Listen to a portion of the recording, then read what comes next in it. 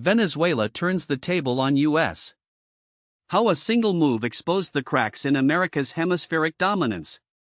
Let me take you back to January 10, 2024, a date that, at first glance, seemed like just another routine diplomatic spat in the long, bitter saga of US-Venezuela relations.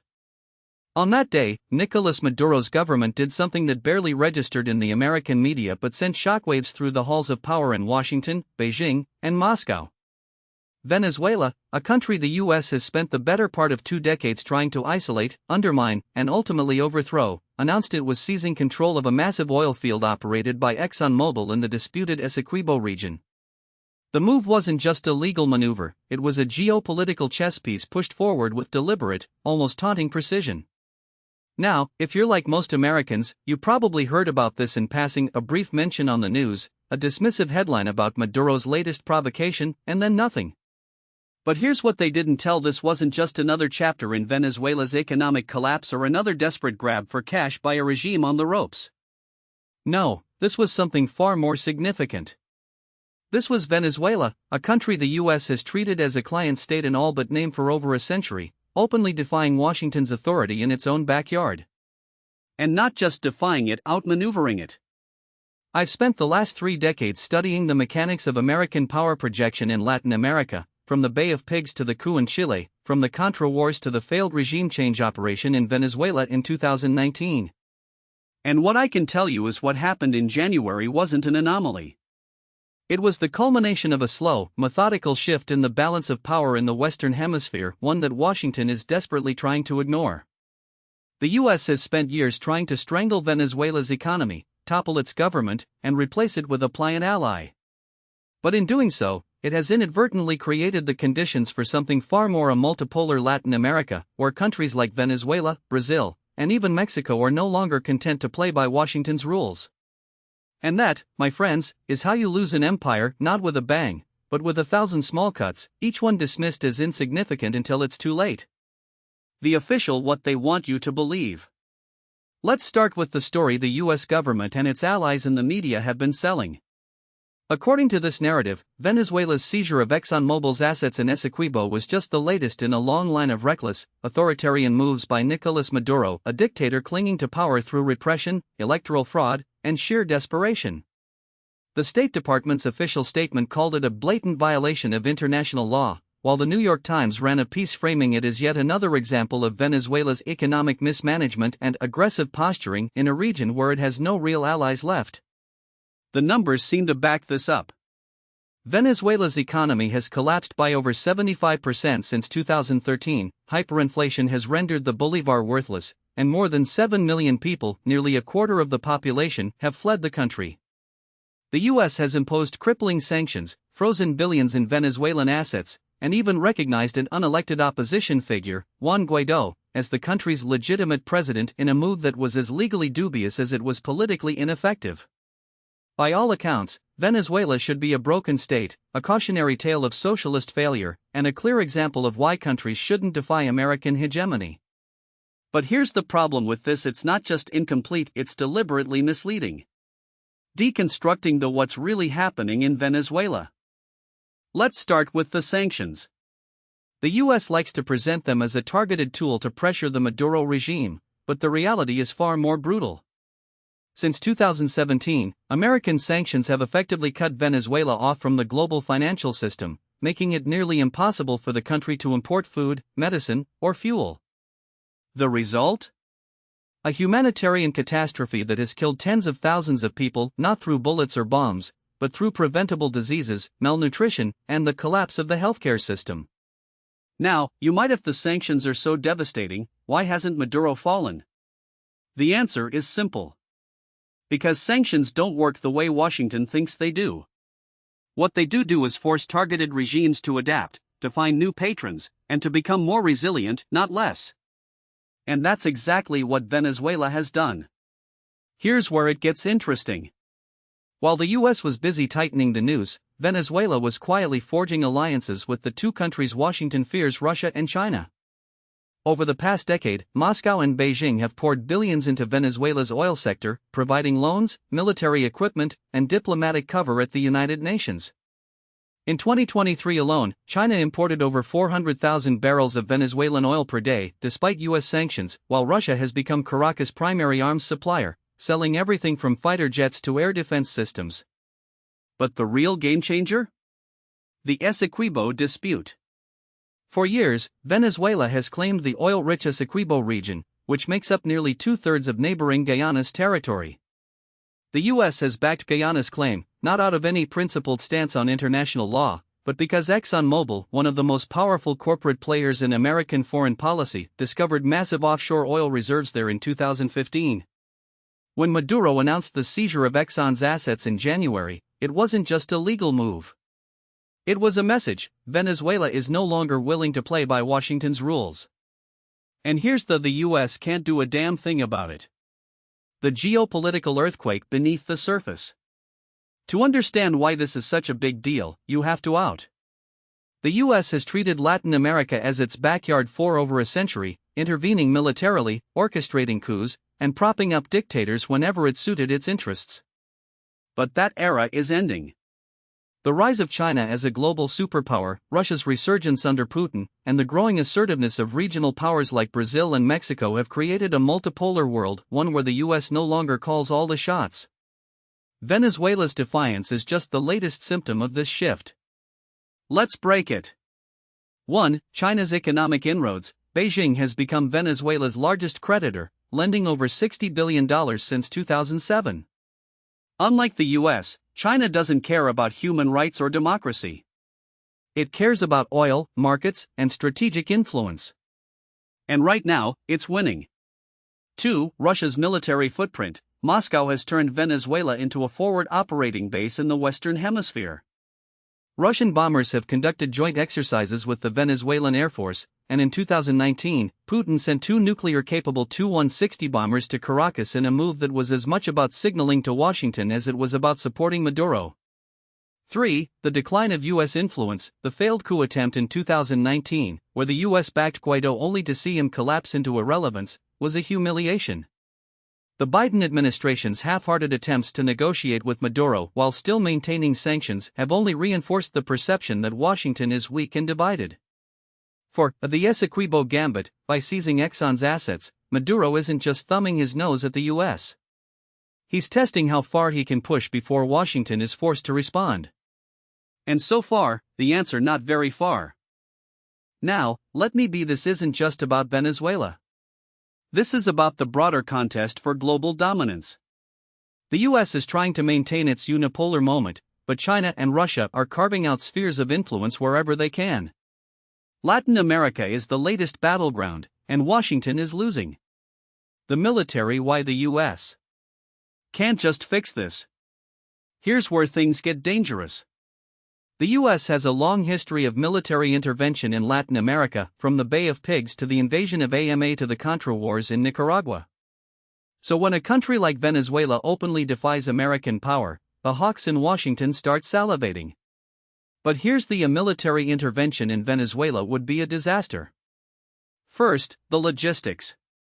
Venezuela is twice the size of Iraq, with a population of 28 million and a military that, while poorly equipped, is battle-hardened from years of internal conflict. The U.S. would need hundreds of thousands of troops just to secure the country, a commitment that would make Iraq look like a weekend training exercise. Second, the alliances. Russia and China have both warned that any U.S. military action in Venezuela would be met with a response. We're not talking about direct war with Russia or China, at least, not yet, but we are talking about a proxy conflict that could spiral out of control. Imagine Russian mercenaries flooding into Venezuela, or Chinese warships patrolling the Caribbean. That's not a hypothetical, that's a real possibility. Third, the domestic politics. The American public has no appetite for another endless war. After Iraq and Afghanistan, the idea of invading Venezuela to restore democracy would be a political non-starter.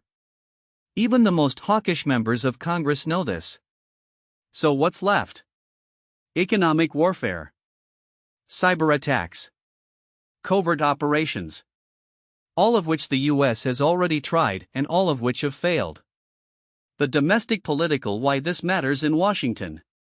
Now, let's talk about the politics inside the U.S. Because this isn't just about geopolitics, it's about elections, lobbying, and the deep pockets of the oil industry.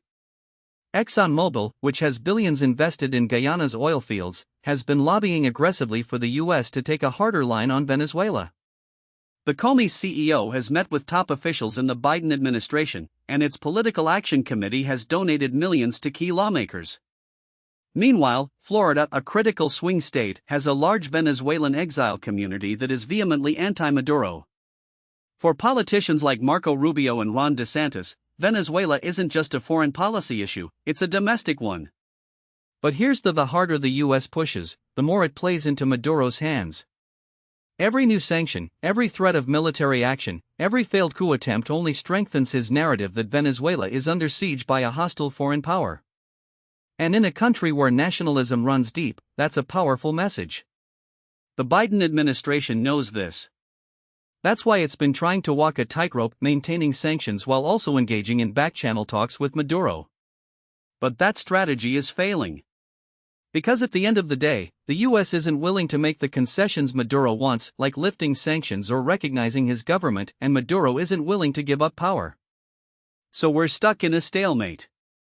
And in geopolitics, stalemates don't last forever. They either escalate or collapse. 3 scenarios for the none of them good. Let's game this out. Here are the 3 most likely scenarios for how this plays out, along with my best estimate of their probabilities. Scenario 1, the frozen conflict. In this scenario, the status quo holds. The U.S. maintains sanctions, Maduro stays in power, and Venezuela continues to drift into the orbit of Russia and China. The Essequibo dispute simmers but doesn't boil over. ExxonMobil and other oil comies find workarounds, and the U.S. focuses on containing Venezuela rather than toppling it. This is the least bad outcome for the U.S., but it's still a loss. It means accepting that Venezuela is no longer a U.S. client state and that Latin America is becoming a multipolar region. It also means that every time the U.S. tries to impose its will in the hemisphere, it will face pushback not just from Venezuela, but from Brazil, Mexico, and others. Scenario 2, the proxy war. This is where things get ugly. If the U.S. decides it can't live with a Maduro-led Venezuela, it may ramp up support for opposition groups, mercenaries, or even a military coup. Russia and China would respond by increasing their own support for Maduro, turning Venezuela into a Cold War-style proxy conflict. The risk here is escalation. If a US-backed coup fails, it could trigger a civil war. If Russian or Chinese personnel are killed, it could lead to direct confrontation. And if Venezuela's oil exports are disrupted, it could send global energy markets into chaos. This is the scenario that keeps me up at night. Scenario 3, the grand bargain. In this scenario, the US and Venezuela reach a deal. The US lifts some sanctions, Maduro allows limited democratic reforms, and ExxonMobil gets a piece of the Essequibo oil pie. Russia and China are sidelined, and Venezuela returns to the US sphere of influence, at least partially. This is the least likely scenario, but it's not impossible. The Biden administration has already shown a willingness to negotiate with Maduro. But for this to work, both sides would have to make painful concessions. And right now, neither side seems willing to blink. The grand strategy why the US keeps losing. Here's the hard: the US is losing in Venezuela because its entire approach to Latin America is built on a flawed grand strategy.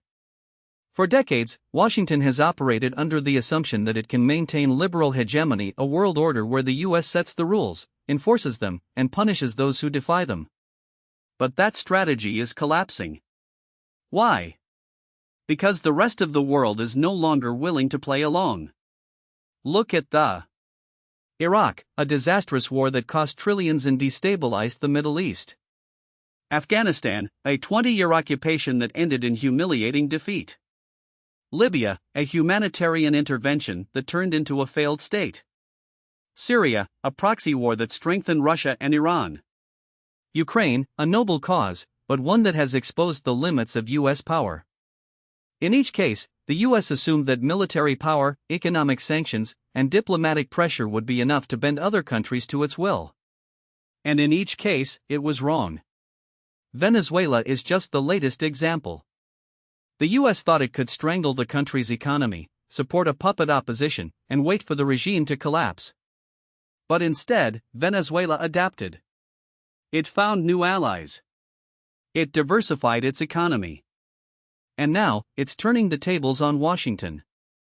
This isn't just a failure of policy. It's a failure of strategy. The US is still trying to play the game of global dominance, but the board has changed. The rules have changed. And the other players, China, Russia, Iran, even regional powers like Brazil and Turkey, are no longer willing to let the US call the shots. What should the US do instead? So what's the alternative? If the current strategy is failing, what should the US do? Here's my controversial: the US needs to retreat strategically. I'm not saying the US should abandon Latin America or let Venezuela become a Russian-Chinese client state. But it should recognize that it can no longer dictate outcomes in the region. Instead of trying to overthrow Maduro, the US should focus on containment, limiting his influence, supporting democratic forces in Venezuela, and ensuring that the country doesn't become a staging ground for Russian or Chinese military power. Here's 1. Lift the most damaging sanctions. The current sanctions are hurting ordinary Venezuelans, not the regime. The US should lift sanctions on food, medicine, and fuel while maintaining targeted measures against Maduro and his inner circle. 2. Engage in real diplomacy. The US should open direct talks with Maduro, not as a favor, but as a recognition of reality. The goal shouldn't be regime change, but behavior change, pressuring Maduro to allow free elections, release political prisoners, and respect human rights. 3. Strengthen regional alliances. Instead of trying to isolate Venezuela, the US should work with Brazil, Mexico, and Colombia to create a united front. These countries have far more influence in Caracas than Washington does. 4. Prepare for the long game. The US should accept that Maduro isn't going anywhere anytime soon. Instead of wasting resources on failed coups, it should focus on supporting civil society, independent media, and opposition groups that can push for change from within. This isn't appeasement. It's realism. And right now, the US desperately needs a dose of it. The bigger why this matters for all of us. Let me leave you with this thought. What's happening in Venezuela isn't just about Venezuela. It's about the future of American power. It's about whether the US can still shape the world in its image, or whether it's entering an era where it has to share influence with other great powers.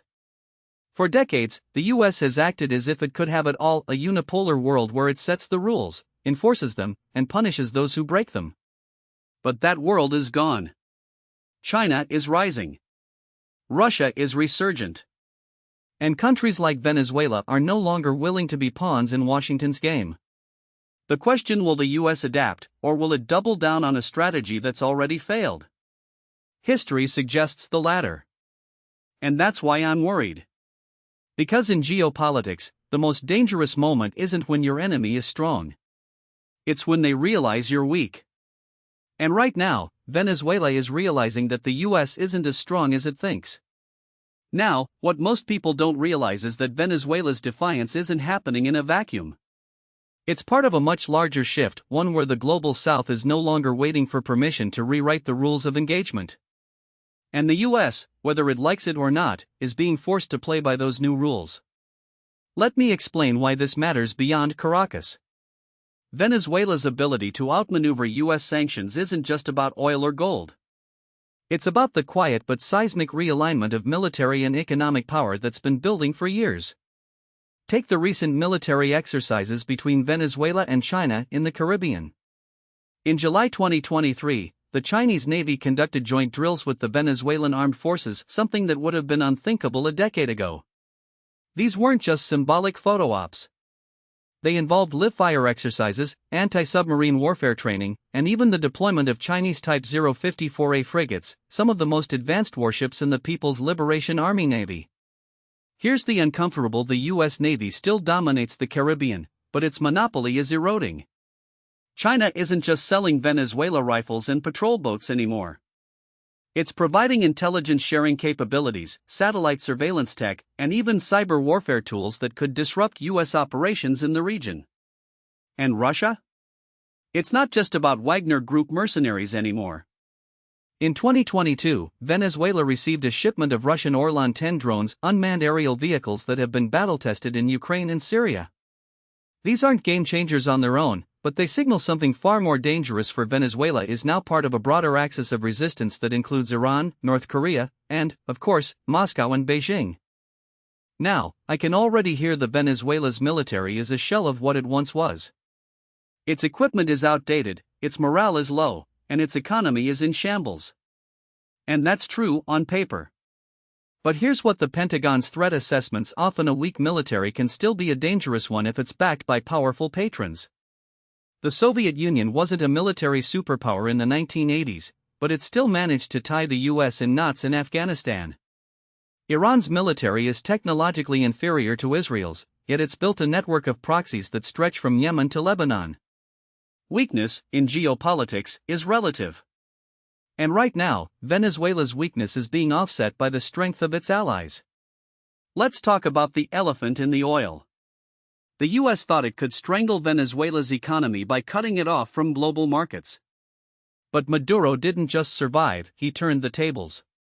How? By doing what any desperate but clever leader would: he found new buyers. China now imports over 400,000 barrels of Venezuelan oil per day, much of it at discounted rates. India, despite US pressure, has become another key customer. And then there's the shadow market: oil shipped via ship-to-ship transfers, ref-lagged vessels, and middlemen in Malaysia and the UAE. The US Treasury's Office of Foreign Assets Control has tried to track these flows, but it's like playing whack-a-mole. For every sanction they impose, Maduro's regime finds a workaround. But here's where it gets really interesting.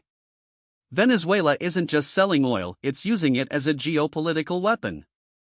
In 2023, Maduro announced that Venezuela would start accepting yuan for oil payments, bypassing the US dollar entirely.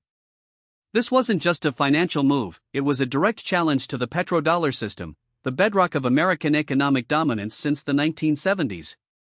And while Venezuela's share of global oil production is small, the precedent is what matters.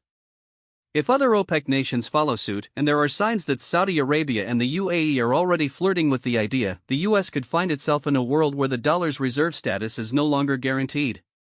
Now, let's talk about the military implications. The US has long treated the Caribbean as its backyard, a strategic buffer zone where it could project power without serious resistance. But that assumption is being tested. Venezuela's military, while not a peer competitor to the US, is now equipped with enough asymmetric capabilities to make any future intervention a bloody, costly affair. We're not talking about a conventional war here. We're talking about a scenario where Venezuela, with Russian and Iranian support, could deploy anti-ship missiles, mines, and swarming drone tactics to turn the Caribbean into a no-go zone for US forces. Remember the 1980s, when Libya's Muammar Gaddafi tried to challenge US naval dominance in the Gulf of Sidra? The US responded with overwhelming force, sinking Libyan ships and shooting down fighter jets. But that was a different era. Today, the US is stretched thin, its navy is smaller than it was during the Cold War, its shipyards are backlogged, and its adversaries have studied its playbook.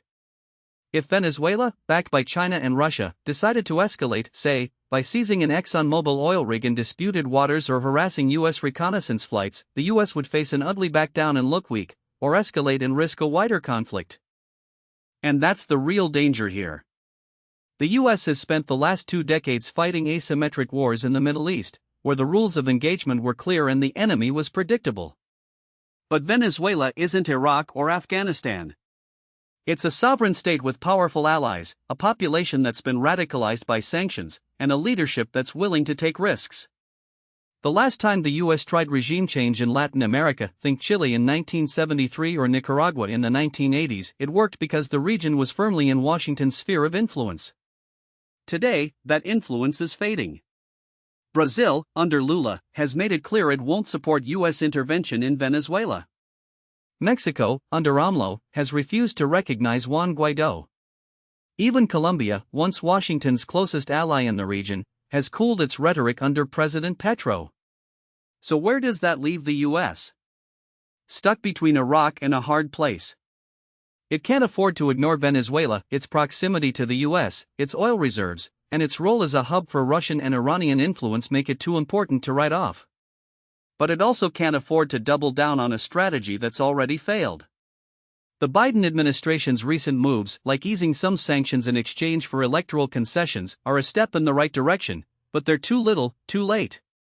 The US needs a fundamental rethink of its approach to Venezuela, one that recognizes the new realities of the 21st century. Here's what that rethink should look like. First, the US needs to stop treating Venezuela as a problem to be solved and start treating it as a reality to be managed.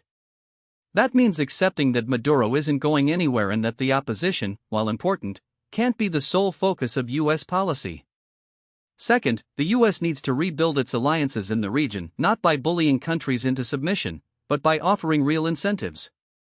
That could mean trade deals, infrastructure investment, or even debt relief for countries like Argentina and Ecuador. Third, the US needs to prepare for the worst case of Venezuela that's fully integrated into the China-Russia-Iran axis. That means investing in missile defense, cybersecurity, and intelligence capabilities in the Caribbean, as well as working with allies like the UK and France to counterbalance Chinese and Russian influence. But here's the: none of this will happen if the US continues to operate on autopilot. The foreign policy establishment is still stuck in the 1990s, when the US could impose its will with a phone call to the IMF or a carrier strike group. Those days are over. The world has changed, and the US needs to change with it or risk being left behind. And that brings me to the final point: Venezuela isn't just a test case for US policy in Latin America. It's a test case for US power in the 21st century. If the US can't manage a crisis in its own backyard, how can it be expected to handle China in the South China Sea or Russia in Eastern Europe? The answer is it can't. And that's why what's happening in Venezuela should keep policymakers in Washington up at night. Because in the end, this isn't just about oil, or sanctions, or even Maduro. It's about whether the US still has the tools and the will to shape the world in its image. And right now, the signs aren't encouraging. Now, what most people don't realize is that this geopolitical shift in Venezuela isn't happening in a vacuum. It's being driven by a domestic political landscape that's far more complex than the binary narratives we get from Washington or Miami.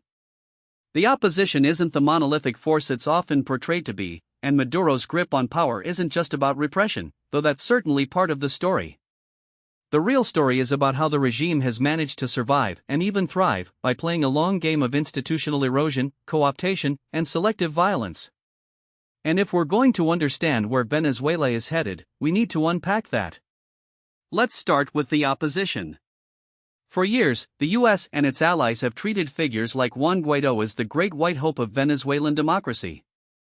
But here's the uncomfortable: Guaidó's moment has passed, and the opposition is more fractured than ever. The 2024 presidential election, flawed as it was, exposed just how deep those divisions run.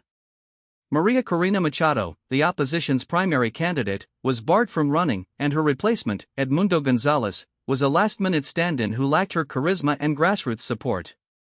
The regime knew exactly what it was doing.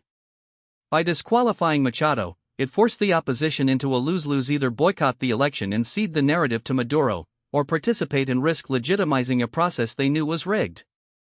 They chose the latter, and the result was predictable.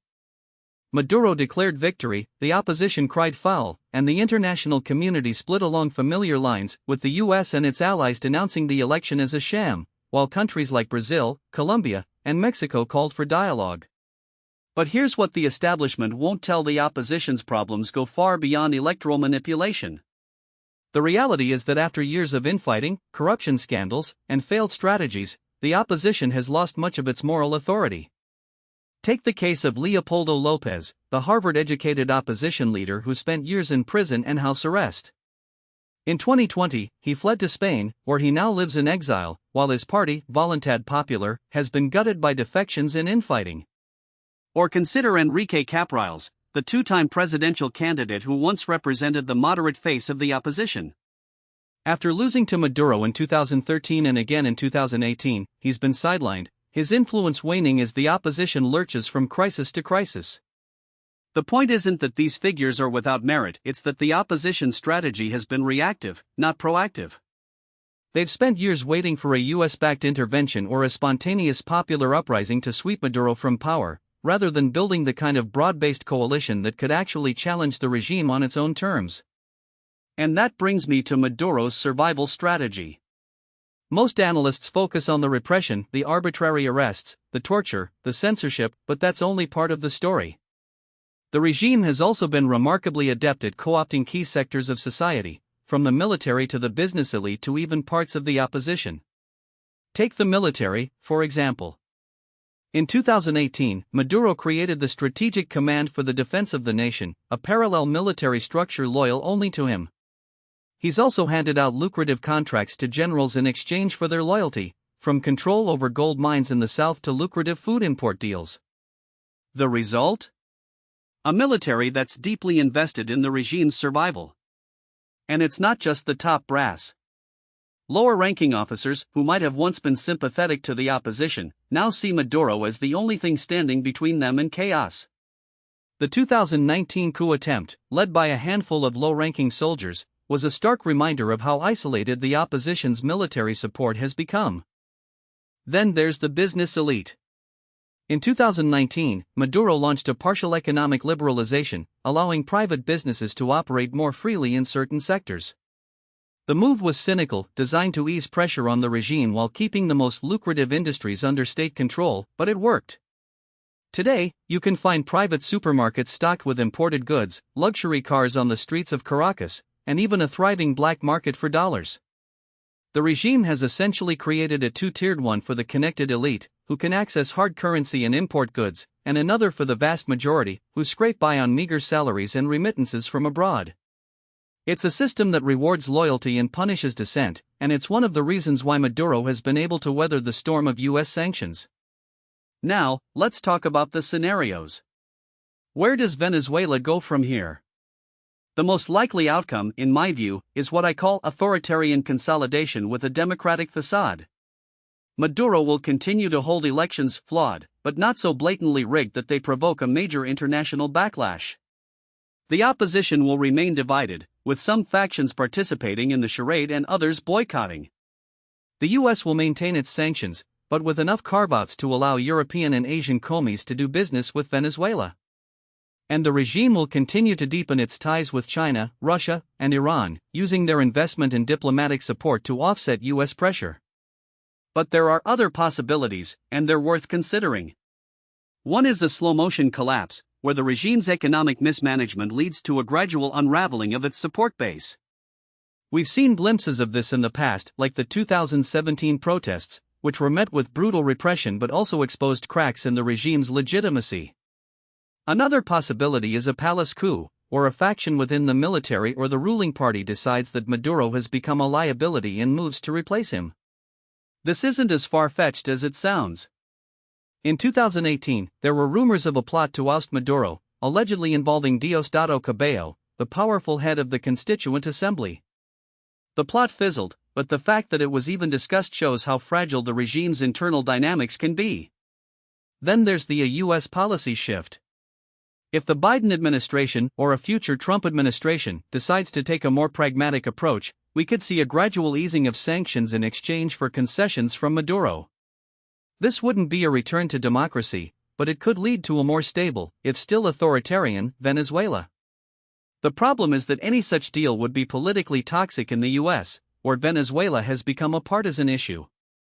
Republicans would accuse the administration of selling out to Maduro, while Democrats would face pressure from the Venezuelan exile community to maintain a hardline stance.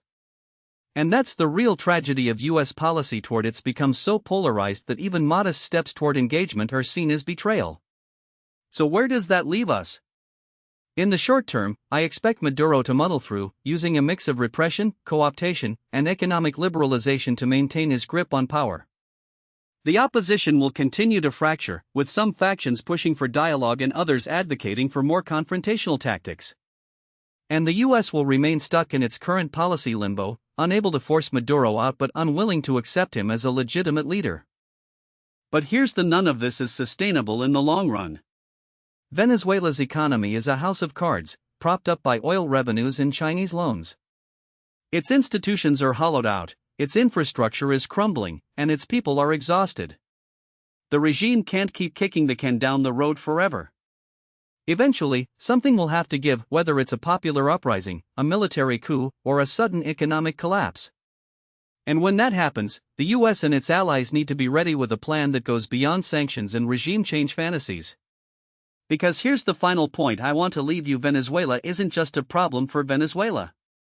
It's a test of whether the US can adapt to a world where its influence is waning, where its adversaries are playing a smarter game, and where its allies are no longer willing to follow its lead. And right now, the US is failing that test. The question is whether it can learn from its mistakes or whether it's doomed to repeat them.